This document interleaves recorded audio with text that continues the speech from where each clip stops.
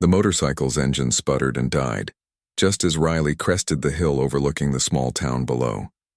She pulled over to the shoulder of the dusty highway and removed her helmet, letting her dark hair fall loose around her shoulders. The Montana sun beat down mercilessly as she examined her bike, and she could already tell this wasn't something she could fix with the basic tools in her saddlebag. Riley had been riding for 3 days straight, enjoying her first real vacation in over 2 years. Being a Navy SEAL didn't leave much room for personal time, but her commanding officer had practically ordered her to take these 2 weeks off. "You need to remember what normal life feels like," he'd said. So here she was, riding through the American heartland with no particular destination in mind. The town below looked like something from an old Western movie. Main Street stretched for maybe 6 blocks, lined with weathered storefronts and pickup trucks parked at angles that suggested nobody was in much of a hurry. A faded sign at the town limits read, "Millbrook, population 847, founded 1887.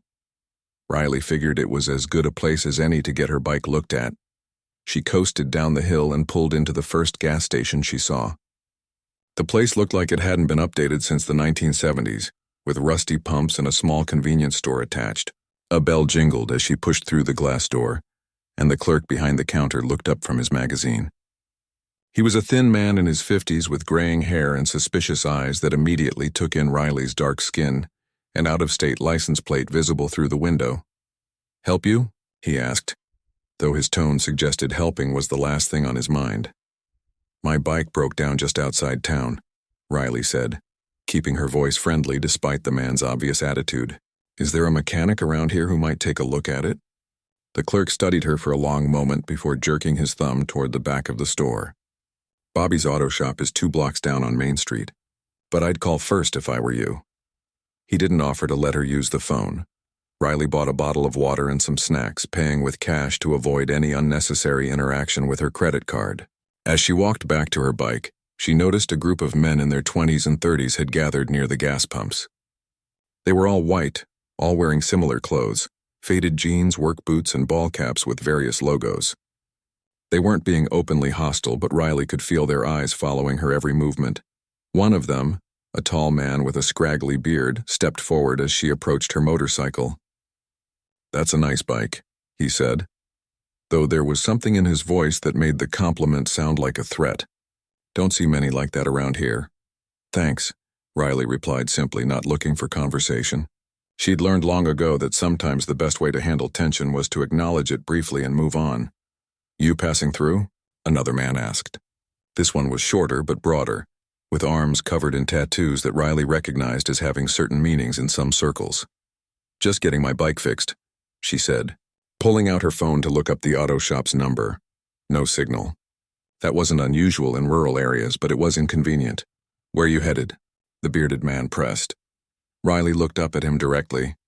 In her military training, she'd learned to read people quickly, and everything about this situation felt wrong. The men were positioned too strategically around her bike. Their questions were too pointed, and there was something in their eyes that reminded her of predators sizing up prey. "Nowhere special," she said, keeping her voice level. "Just riding." She pushed her bike toward Main Street, aware that the group was following her at a distance. The auto shop turned out to be a small garage with 2 bays and a hand-painted sign that had seen better days. The owner, Bobby, was a heavy-set man in his 60s who looked up from under the hood of an old Ford truck when Riley walked in. "What can I do for you?" he asked, wiping his hands on a greasy rag.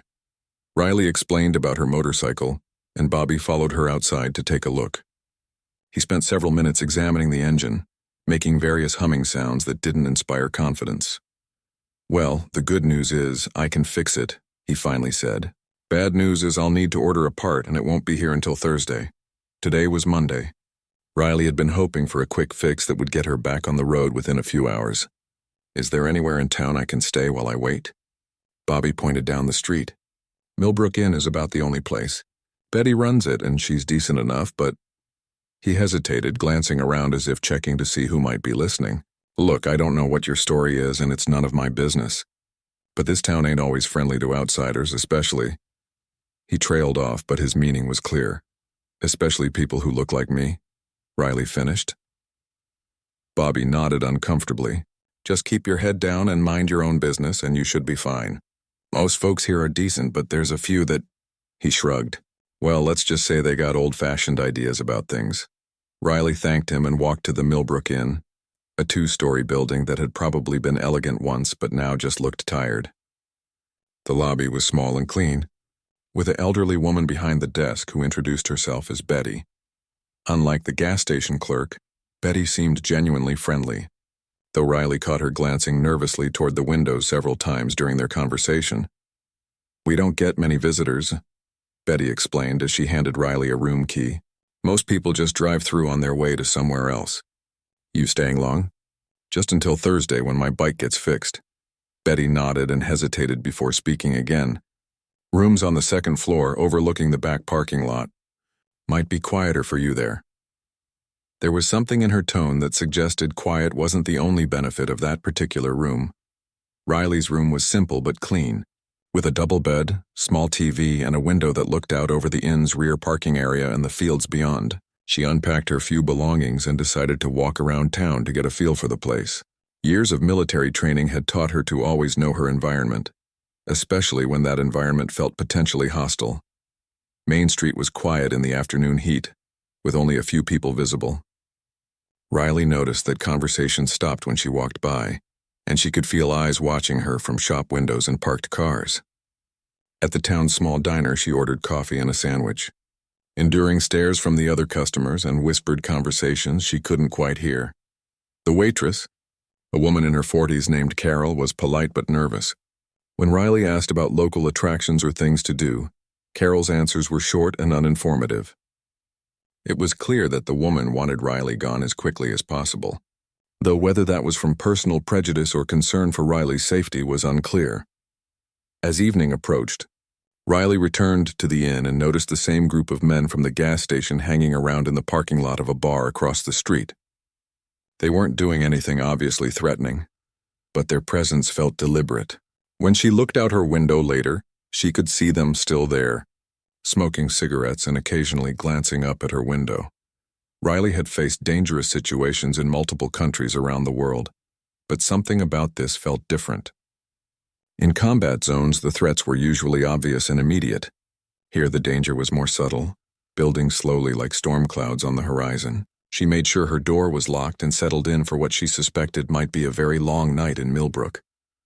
Riley woke up in complete darkness, her head pounding and her mouth dry as cotton. The last thing she remembered was drinking a cup of tea that Betty had brought to her room around 10 o'clock, claiming it would help her sleep better in the unfamiliar surroundings. Now she was somewhere else entirely, and every instinct she'd developed during years of military service was screaming that she was in serious trouble. Her hands were bound behind her back with what felt like zip ties, and her ankles were secured to the legs of a metal chair. The air smelled of motor oil and rust, suggesting she was in some kind of warehouse or garage. As her eyes adjusted to the darkness, she could make out dim light filtering through dirty windows high above, and the shadows of large machinery scattered around the space. Footsteps echoed across the concrete floor, and Riley forced herself to remain still and keep her breathing steady. Rule number 1 in any captivity situation was to gather information before revealing that you were conscious. Let them think they still had the advantage. "I know you're awake," a gravelly voice said from somewhere behind her. "Saw your breathing change about 5 minutes ago." Riley opened her eyes and turned her head to see a man emerge from the shadows. He was tall and lean, probably in his late 40s, with the kind of weathered face that came from years of outdoor work and hard living. His eyes were cold and calculating, and Riley immediately recognized him as someone accustomed to being in control. "Name Silas," he said, pulling up another metal chair and sitting down across from her. "Silas Wolfe. This is my town, and you've caused quite a stir just by showing up." Riley said nothing, using the time to study her surroundings more carefully. The building was definitely an old warehouse, probably abandoned for years based on the cobwebs and rust she could see. There were at least 3 other men visible in the shadows, and she could hear more moving around in areas she couldn't see. Maybe 8 or 10 total, though it was hard to be sure. "Not much of a talker, are you?" Silas continued. "That's fine. We already know everything we need to know about you. Riley Washington, Navy SEAL, currently on leave from your unit in Virginia Beach. Quite impressive record from what we could find online." Riley's blood ran cold. If they'd done research on her military background, this wasn't just random racism or small-town hostility. This was planned, organized, and that made it infinitely more dangerous. See, the thing is, Silas went on, we've worked too hard to keep this town the way we like it. And then you show up with your fancy motorcycle and your government training, thinking you can just waltz through here like you own the place. I was just passing through, Riley said quietly, speaking for the first time since waking up. Silas laughed, but there was no humor in it. Sure you were. Just like that federal agent was just passing through 2 years ago, asking questions about our business operations. Just like that civil rights lawyer was just passing through last year, nosing around about voting irregularities. Riley felt pieces of a larger puzzle clicking into place. This wasn't about her specifically. This was about a pattern of behavior, a system that had been in place for years. The nervous looks from Betty, the warnings from Bobby, the way conversations stopped when she walked by. It all made sense now. What happened to them? She asked. Nothing you need to worry about, said another voice. A second man stepped into the light, younger than Silas, but with the same cold eyes. They left town real quick once they understood how things work around here. Riley doubted that was the whole story, but she filed the information away for later. Right now, she needed to focus on understanding the immediate situation and looking for opportunities. The difference with you, Silas said, leaning forward in his chair, is that you're military. That makes you more dangerous than some lawyer or government bureaucrat. Can't just scare you off with a few threats. So what's the plan? Riley asked, keeping her voice steady despite the fear building in her chest. Well, that depends on you, Silas replied. See, we've got a little problem. Word's been getting out about Millbrook, about how we do things here. People in the state capitol are starting to ask questions, and we think maybe someone in the military might be interested in our business too. Riley shook her head. I don't know anything about any investigation. I'm just on vacation. Maybe, Silas said. Or maybe you're the advance scout for something bigger. Either way, we need to send a message that Millbrook doesn't welcome outside interference.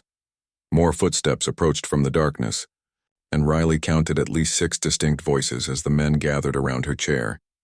Some were older, some younger, but they all shared the same look of barely contained violence.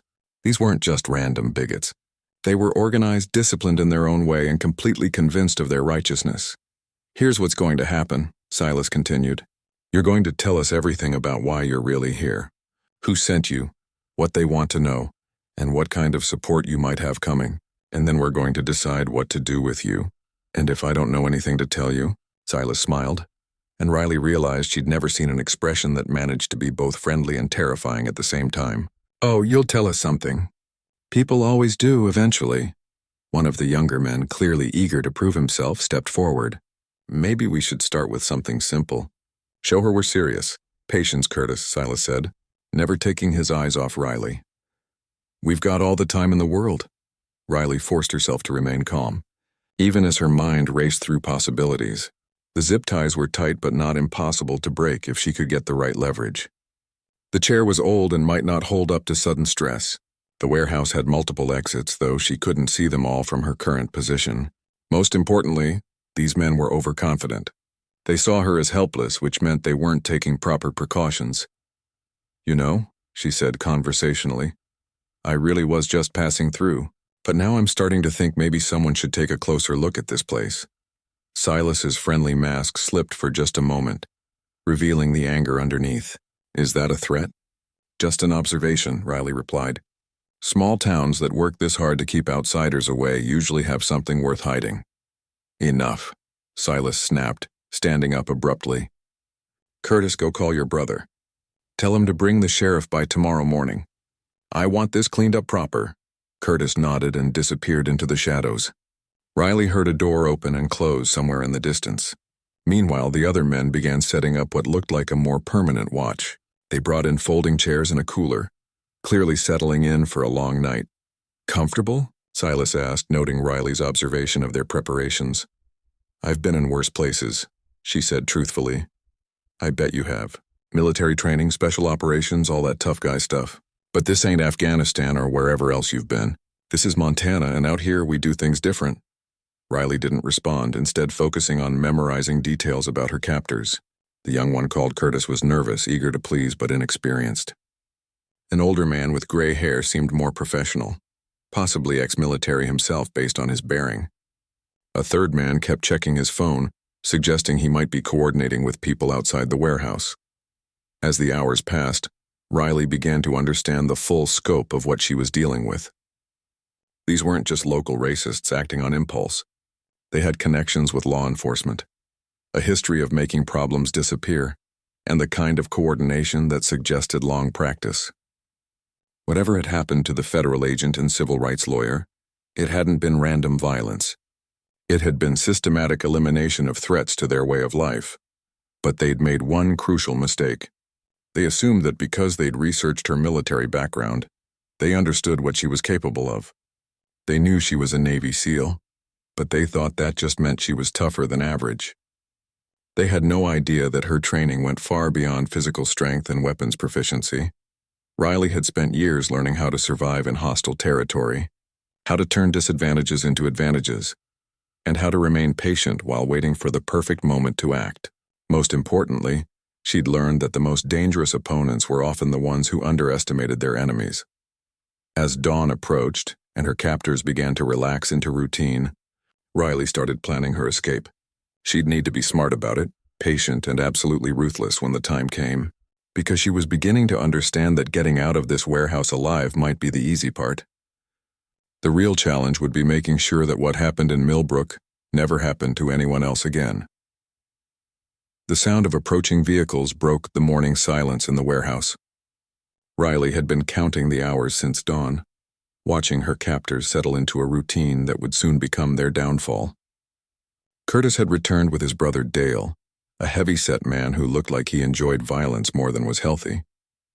They'd also brought Sheriff Patterson, a wiry man in his 60s whose uniform looked official, but whose allegiances were clearly compromised. "So this is our federal problem," Patterson said, walking around Riley's chair like he was inspecting livestock. "Doesn't look like much." "Don't let appearances fool you," Silas warned. "She's special forces. Trained killer," Patterson laughed. "Every grunt thinks they're a trained killer these days." "What's she gonna do, stare me to death?" Riley kept her expression neutral, but internally she was cataloging everything about the new arrivals. Patterson wore his gun on the wrong side for a quick draw, suggesting he was left-handed but had been forced to wear a standard right-handed holster.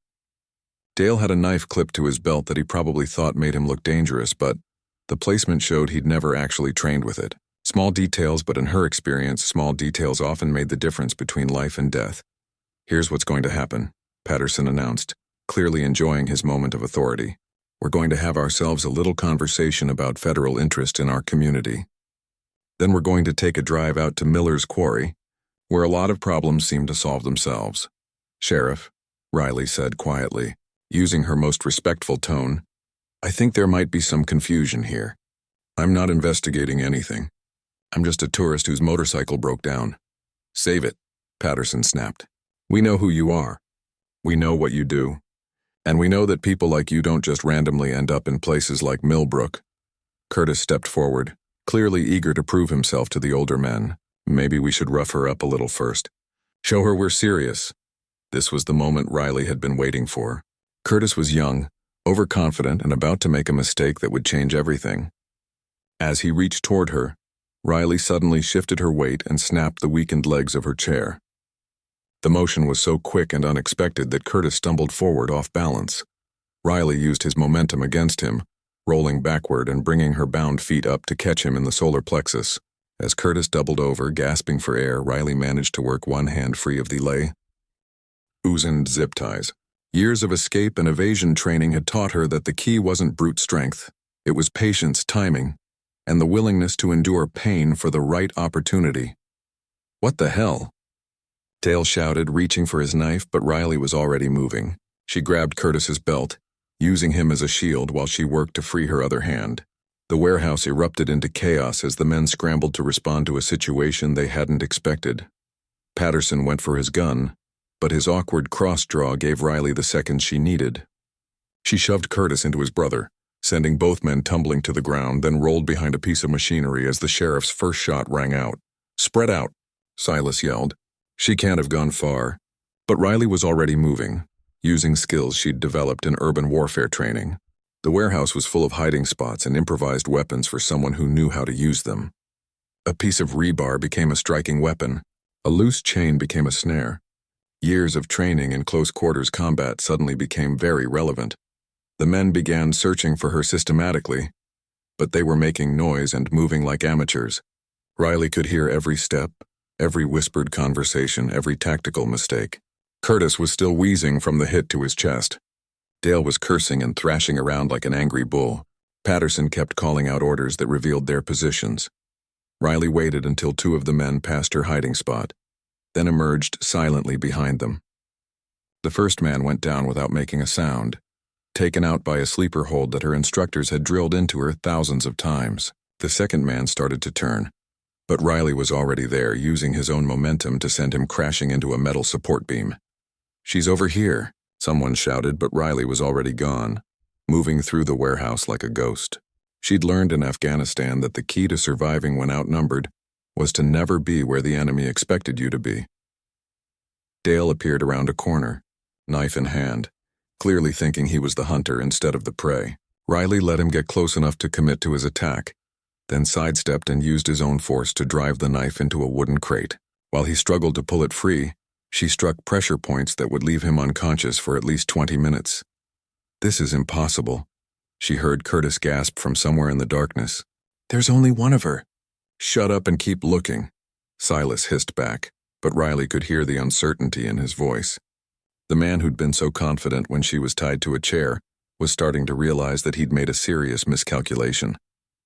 Patterson appeared in a doorway, gun drawn, sweeping the area in front of him like he'd seen cops do in movies, but he was silhouetted against the lighter area behind him, making him an easy target. Riley picked up a wrench from a workbench and threw it with deadly accuracy. The sheriff went down hard, his gun clattering across the concrete floor. Now there were only 3 men left conscious: Silas, Curtis, and one other whose name she hadn't learned. Riley could hear them whispering urgently somewhere near the main entrance, probably trying to decide whether to continue hunting her or make a run for it. "Listen to me," Silas called out, his voice echoing in the warehouse. "We can work something out here. Nobody has to get hurt." Riley almost laughed. Nobody had to get hurt? They'd kidnapped her, threatened to kill her, and probably murdered other innocent people. But she stayed silent, letting them wonder where she was and what she might do next. "We've got backup coming," Curtis added, though his voice cracked with fear. "Whole town's gonna be here soon." That was actually useful information. Riley needed to finish this quickly before reinforcements arrived. She began moving toward the voices, using every technique she'd learned about stealth movement in hostile territory. The unnamed man broke first. She heard his footsteps running toward what he thought was an exit, but Riley had already identified all the ways out of the building. She intercepted him near a side door, and he went down just as quietly as the others. Now it was just Silas and Curtis, father and son or uncle and nephew, she wasn't sure which. They'd stopped talking, which meant they were either preparing an ambush or getting ready to surrender. Riley suspected it was the former. She found them near the main entrance, crouched behind an overturned table with Patterson's gun between them. They were watching all the wrong angles, focused on the areas where they thought she might appear. But Riley had learned long ago that the best approach was usually the one nobody expected. She climbed quietly onto a piece of machinery that gave her a view of their position from above. From there, she could see exactly how amateur their defensive position was. They were exposed from multiple angles, had no backup plan, and were clearly running on fear rather than training. Riley dropped down behind them so quietly that neither man realized she was there until she spoke. "Drop the gun," she said simply. Both men spun around, Curtis crying out in surprise. Silas still had fight left in him and tried to bring the weapon around, but Riley was already inside his guard. The gun went flying and Silas found himself on the ground with Riley's boot on his chest and her hand around his throat. "Please," Curtis begged, raising his hands. "We're sorry. We didn't mean anything by it." Riley looked down at Silas, seeing fear in his eyes for the first time since she'd met him. This man who'd been so confident about controlling his town, so sure of his power over outsiders, was now completely helpless. "Here's what's going to happen," Riley said, her voice calm and professional. "You're going to tell me everything about what you've done to other people who came through this town. Every detail. Every name. Every location. I don't know what you're talking about, Silas gasped. Riley applied just enough pressure to make her point without causing permanent damage. Wrong answer. Let's try again. Over the next hour, as sirens began wailing in the distance and the sound of approaching vehicles grew louder, Silas told her everything. About the federal agent who'd been investigating corruption and had disappeared into Miller's quarry. About the civil rights lawyer who'd been asking too many questions and had met a similar fate. About the system of intimidation and violence that had kept Millbrook under the wolf, family's control for decades. By the time the real authorities arrived, state police and federal agents who'd been tracking the missing people, Riley had enough information to bring down not just Silas and his men, but the entire network of corruption that had protected them. The state police arrived first, followed by FBI agents who'd been investigating the disappearances for months.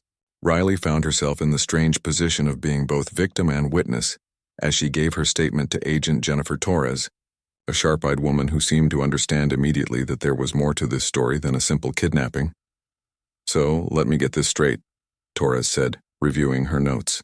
You single-handedly took down 8 armed men, including a corrupt sheriff, while escaping from captivity? They weren't very well trained, Riley replied simply. And they underestimated the situation. Torres looked around the warehouse, taking in the unconscious men, the scattered weapons, and the evidence of what had clearly been a one-sided fight. I'd say that's putting it mildly. But even as the authorities secured the scene and began processing evidence, Riley could see that the problem was far from over. Through the warehouse windows, she spotted groups of men gathering in the distance, watching the police activity with obvious hostility. Word was spreading through Millbrook that their protected way of life was under threat. Agent Torres, Riley said quietly, I think you need to know that this goes deeper than just these few men. From what I observed and what they told me, there's a whole network of people in this town who've been covering up serious crimes for years. Torres nodded grimly. We've suspected as much. The missing persons cases brought us here, but we've been having trouble getting anyone to talk. People in small towns like this often close ranks when outsiders start asking questions. It's more than that, Riley explained. They've been systematically eliminating anyone who poses a threat to their control. Federal agents, lawyers, probably journalists or activists who got too close to the truth. As if to prove her point, Riley's phone suddenly buzzed with a text message. The number was local and the message was short and direct. Leave town now or join your friends at the quarry. Torres read the message and immediately called for additional backup. Looks like they're not ready to give up yet. Over the next few hours, the situation in Millbrook escalated rapidly. Local supporters of the Wolf family began gathering in groups, making it clear that they viewed the federal investigation as an invasion rather than law enforcement. Store owners closed their shops early. Groups of men in pickup trucks began driving slowly past the warehouse, clearly sizing up the police presence. Bobby, the mechanic who'd fixed Riley's motorcycle, appeared at the warehouse around noon with a worried expression. You need to get out of here, he told Riley urgently. There's talk around town about what happened, and it ain't good. Some folks are saying this is all your fault for bringing the feds down on them. What about you? Riley asked. Will you be safe if you're seen talking to me? Bobby shrugged. I've lived here 40 years, and I've seen what happens when people try to change things. But I also know right from WR. Ong, and what these men did to you wasn't right, Agent. Torres overheard the conversation and made a decision. That showed why she'd risen to her position in the FBI. We're moving our operation to the state. Police barracks in Helena, she announced. This town is too compromised to conduct a proper investigation from here. But as they prepared to leave, it became clear that the Wolf family's supporters weren't going to let them go quietly.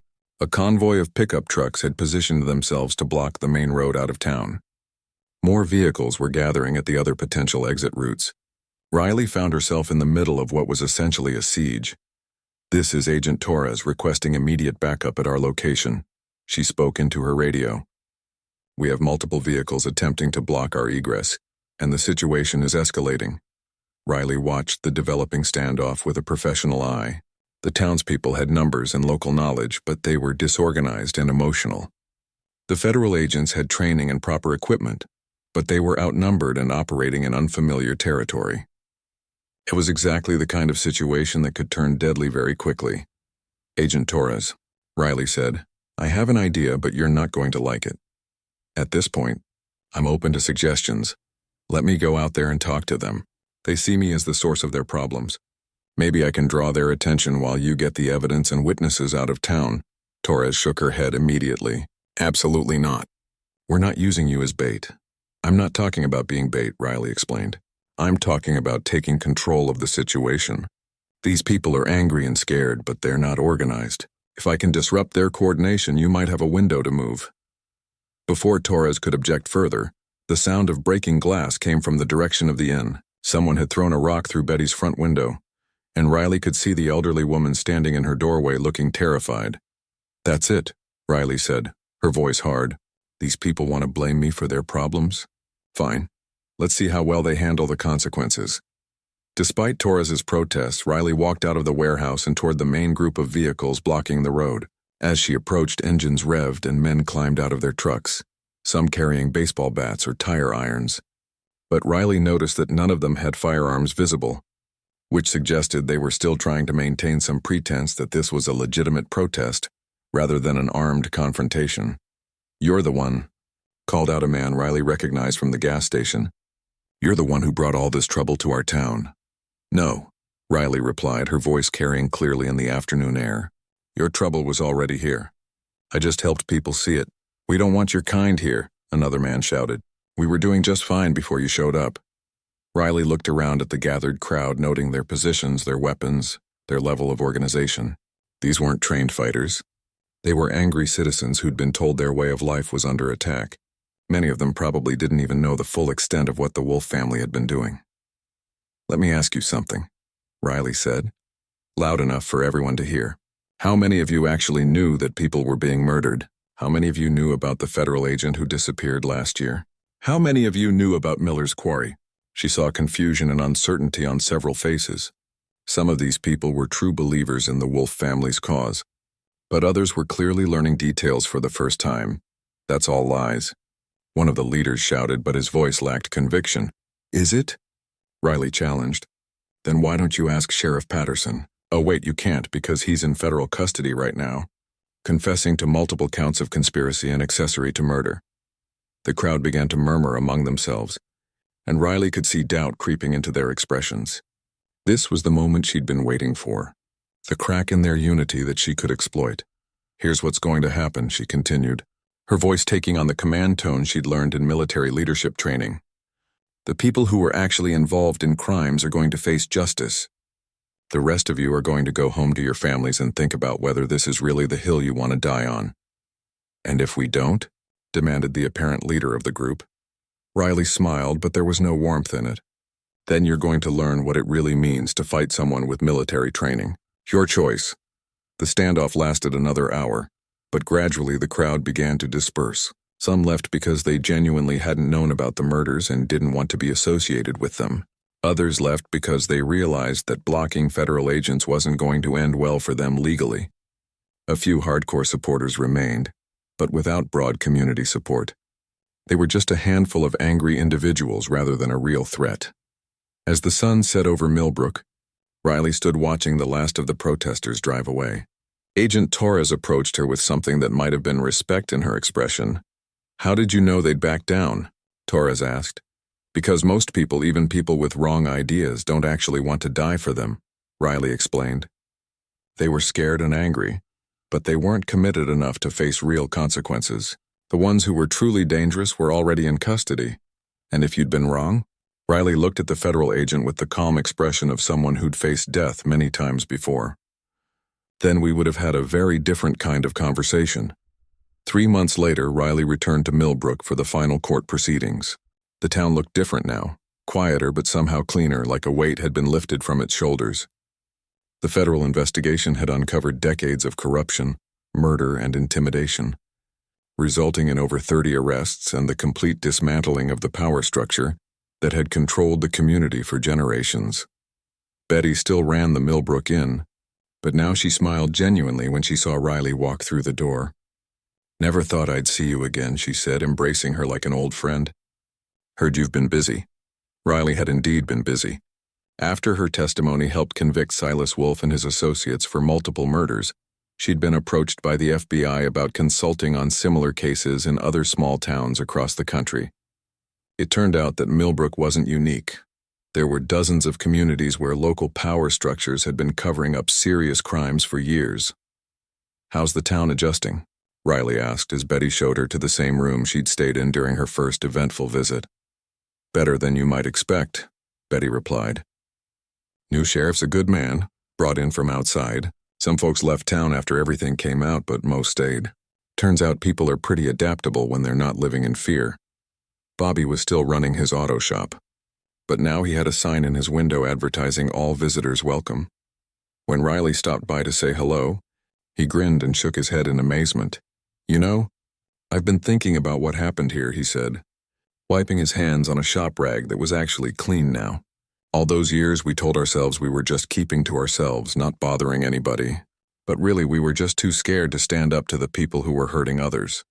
Fear makes people do things they're not proud of," Riley agreed. "What matters is what you do when you get the chance to make things right." The trial had been front page news across Montana and had drawn national attention to the problem of corruption in isolated rural communities. Silas Wolf had been sentenced to life in prison without parole for his role in the deaths of at least 7 people over 15 years. Sheriff Patterson got 25 years for conspiracy and accessory to murder. Curtis and Dale Wolf received shorter sentences in exchange for their cooperation, but they'd be in federal prison for a long time.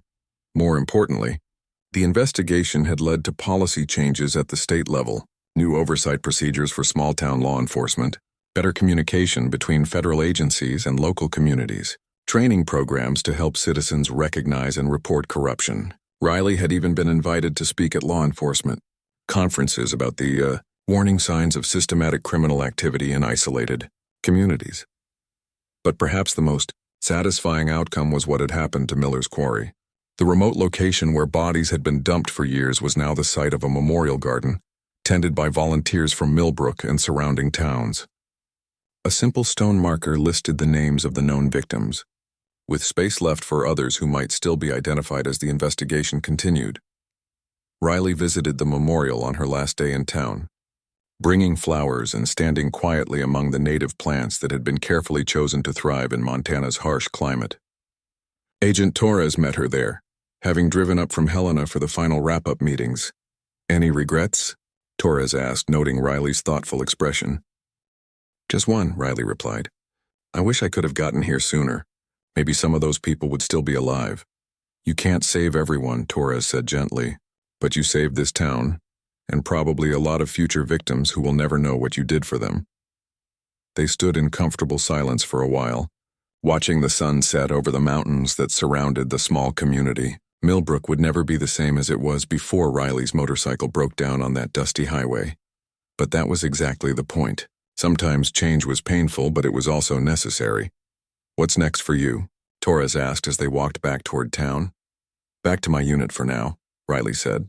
"But the FBI has asked me to consider a permanent consulting position. Seems there are a lot more towns like Millbrook out there. Would you be interested?" Riley thought about it for a moment. Her military career had been about protecting the country from foreign threats, but what she'd discovered here was that sometimes the biggest threats came from within. Small groups of people who used fear and violence to maintain control over their communities, convincing themselves they were protecting their way of life, while actually destroying the principles that made that life worth living. "Yeah," she said finally. "I think I would be." As they reached the main street, Riley was surprised to see a small crowd gathered outside the diner. For a moment, her military instincts kicked in and she tensed, wondering if there was still organized resistance to the changes in town. But then she realized people were smiling and applauding. "What's this about?" she asked Betty, who had appeared beside them. "Word got around that you were leaving tomorrow," Betty explained. "Folks wanted to say thank you." Riley looked around at the faces in the crowd. Some she recognized from her first visit, when they'd stared at her with suspicion and hostility. Others were new, people who'd moved to Millbrook after hearing about the positive changes in the community. But all of them shared something she hadn't seen during her first visit: hope. An elderly man stepped forward, removing his hat respectfully. "Ma'am, I just wanted to say that what you did here took real courage. My granddaughter was planning to leave Montana after college because she didn't feel safe in places like this. Now she's thinking about coming back, maybe teaching at the school. That's because of you. Others shared similar stories. A young couple who'd been afraid to start a family in a town controlled by violent extremists. A veteran who'd been intimidated into silence about corruption he'd witnessed. A Native American woman who'd been denied service at local businesses but now felt welcome in her own community. "I didn't do this alone," Riley said when the crowd quieted down. "It took courage from people like Bobby, who risked his safety to help a stranger. It took Agent Torres and her team, who believed that justice mattered even in small places. And it took all of you choosing to build something better instead of clinging to something broken." As the gathering broke up and people headed home to their families, Riley felt a deep satisfaction that was different from anything she'd experienced in her military career. She'd spent years fighting enemies in distant countries, protecting abstract principles of freedom and democracy. But here in Millbrook, she'd been able to see the direct, immediate impact of her actions on real people's lives. The next morning, as Riley prepared to leave town, she stood outside the warehouse where she'd been held captive just a few months earlier. The building was empty now, scheduled for demolition and replacement with a community center. But she could still remember every detail of that night, every choice that had led to this moment. Her motorcycle was running perfectly, thanks to Bobby's expert care. Her gear was packed and ready for the long ride back to Virginia Beach. But before she left, she took one last look around Millbrook, fixing in her memory the sight of a town that had found its way back to the light. As she rode out of town, Riley passed the sign that welcomed visitors to Millbrook. Someone had added a small addition beneath the population count. "All are welcome here." It was a simple message, but it represented a fundamental transformation in how the community saw itself and its place in the world. Riley smiled beneath her helmet and opened up the throttle, eager to get back to her unit and prepare for whatever mission came next. But she also knew that this wouldn't be her last visit to a place like Millbrook. There were too many small towns across America where fear and hatred had taken root, where ordinary people had convinced themselves that violence was necessary to protect their way of life. And now she knew that sometimes the best way to fight that darkness was simply to shine a light on it, to show people that there was a better way to live, and to give them the courage to choose hope over fear. It wasn't the kind of mission they taught in Navy SEAL training, but it might just be the most important work she'd ever do.